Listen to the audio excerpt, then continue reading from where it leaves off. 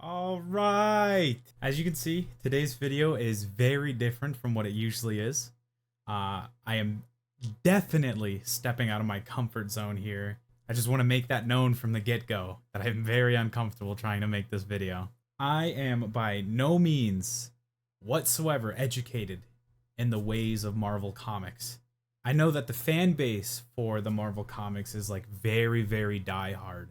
And I would just like it to be known that this is the first comic that I've ever read. Like, I've read quite a few manga, Dragon Ball, One Piece, Naruto, but this is the first superhero comic that I've read ever. So yeah, that brings us to today's topic. With Insomniac's release of Spider-Man 2, it already seems like it's going to be Game of the Year. I haven't played it myself, but basically everybody that I've seen play it absolutely loves it. But it got me thinking, outside of Insomniac's Miles Morales game and the Spider-Verse movies, I don't really know much about Miles Morales. Like, I know he's a relatively new character in Marvel Comics. So yeah. We've heard Peter's story over and over again, but honestly, I don't know much about Miles. So I went onto the internet and I looked up what was the first comic that Miles Morales appeared in, and I came across the 2011 Ultimate Comics Spider-Man, and in today's video, I just kind of wanted to talk about that first issue and basically what happens in it to those of you that want to know more about Miles Morales but don't have the time or means to sit down and read a comic. And I think what I am going to do is kind of make this a series and go over each chapter and maybe only do like one chapter per video at the very least until I feel more comfortable making these types of videos. Anyway, with the intro out of the way, let's go ahead and get into issue 1 of the 2011 Ultimate Spider-Mans. We open up to who I assume to be Norman Osborn talking to a man who would eventually be known as an ex-Roxxon employee named Marcus. Norman tells Marcus a story from Greek mythology, the myth of Arachne. I'm really hoping that I pronounced that correctly. The story goes that Athena heard of a mortal woman on Earth that was essentially a better seamstress than Athena herself. And I tried looking up what a seamstress is just so that I can give a little bit more context. But the only thing Google would give me is a woman who spins. Yeah, very helpful, Google. Anyway, in the next few panels, we get to see the genetically modified spider, which I assume to be the one that bites Miles. And we can see that on the back of the spider is the number 42. But anyway, Athena wasn't happy to hear about this, Norman continues. So she went down to Earth and destroyed all of the woman's creations. And when the woman realized that Athena did this because she essentially insulted the gods by being better than Athena at something, even unintentionally or not, she killed herself. The woman killed herself because she accidentally was better than Athena.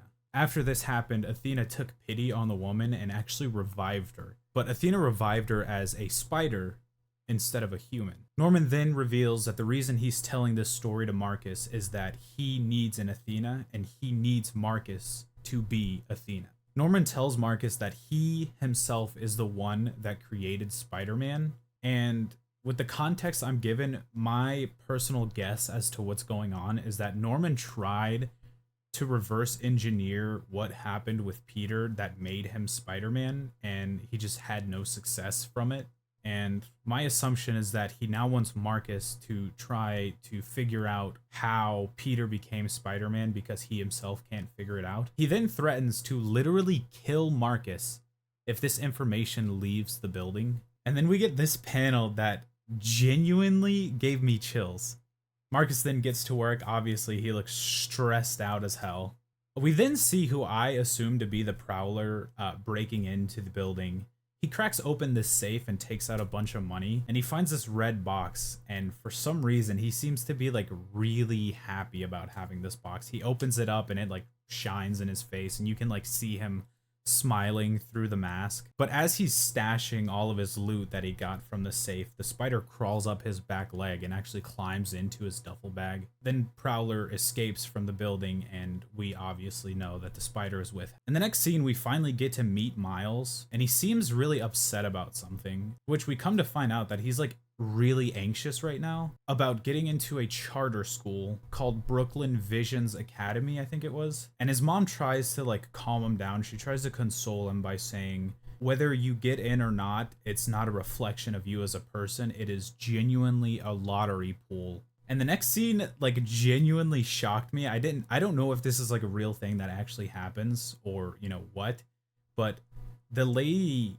that is pulling the kids into the new school or whatever literally is using like a bingo crank machine that they use to get the balls for bingo. There's only one seat left in the school, and Miles' name hadn't been called by now. In the earlier scene when Miles' mom was trying to calm him down about the situation, she states there's only 40 spots available in the school, and there were around 700 applicants just from their neighborhood. And because of this, Miles is kind of defeated because there's 700 possibilities of someone getting into this last seat that they have for the school.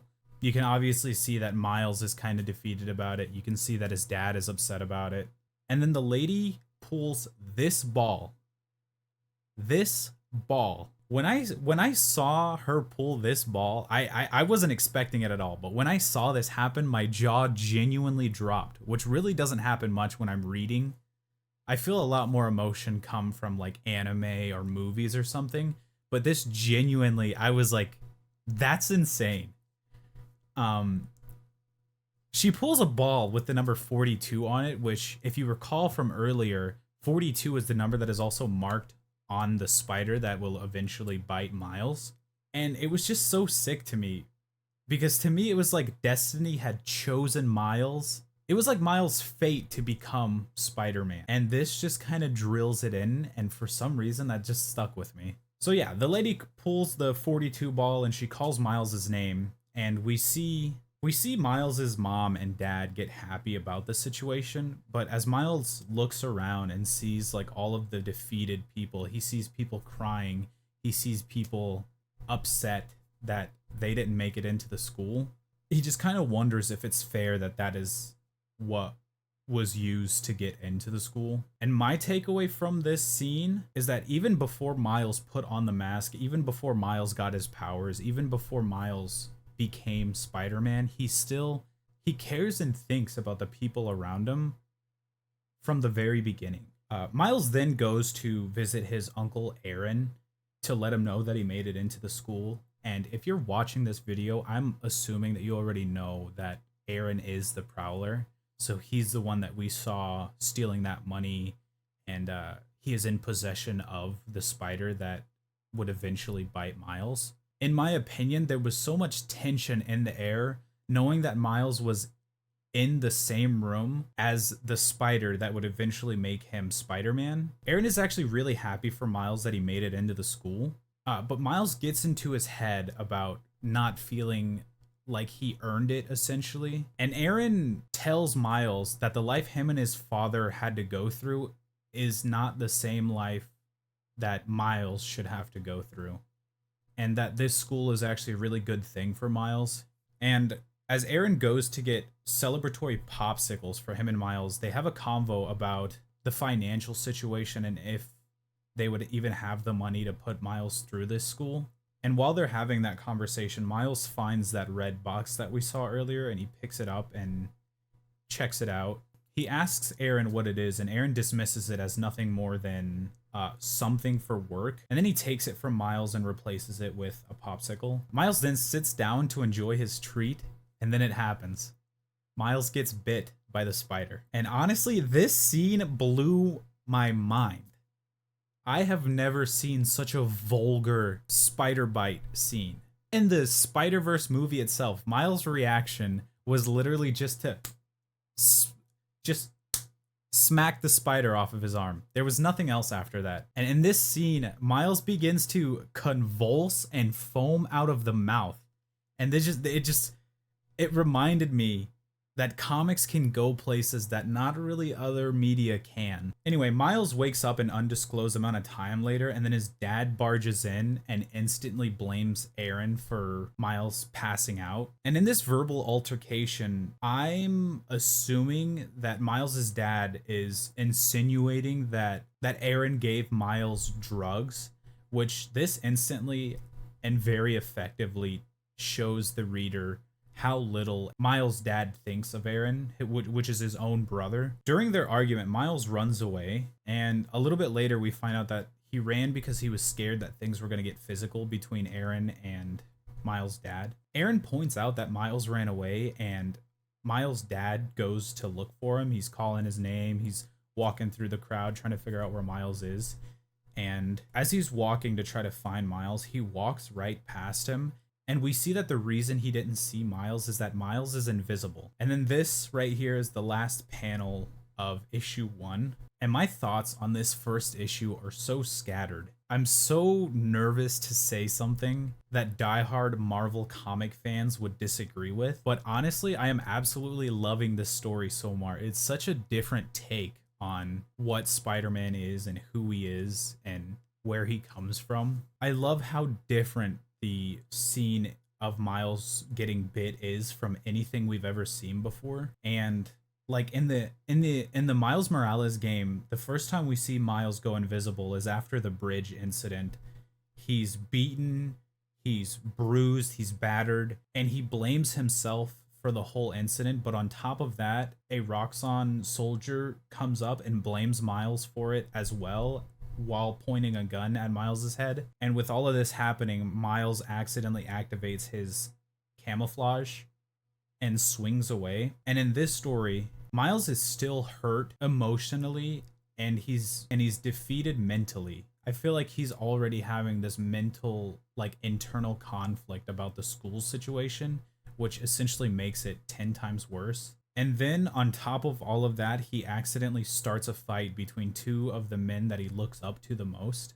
And then, scared that they would get into a physical altercation, he runs away. And his fight or flight kind of kicks in. And because of this, his camo kicks in, as I'm assuming sort of like a defense mechanism, showing that he genuinely is like feeling a lot of raw emotion and he's horrified at the moment. But yeah, like I said, absolutely loving it so far.